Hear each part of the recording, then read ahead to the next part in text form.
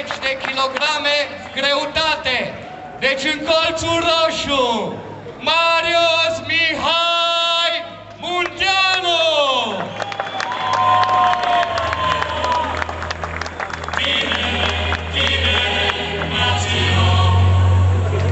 Sportiv la 10 Pușle S.A. Și acum în colțul albastru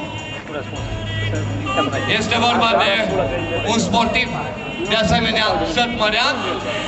Cardoș este componenta clubului Chio Gym, are 19 ani, 1,84 m și 70 de kilograme.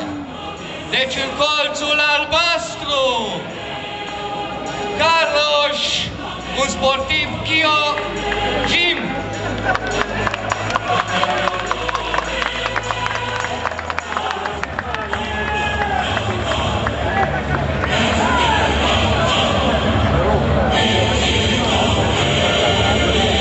Spun arbitrii de ring în această seară, Ștefan Coșa și Attila Gergely, iar arbitrii din juriu, Iosif Ziller,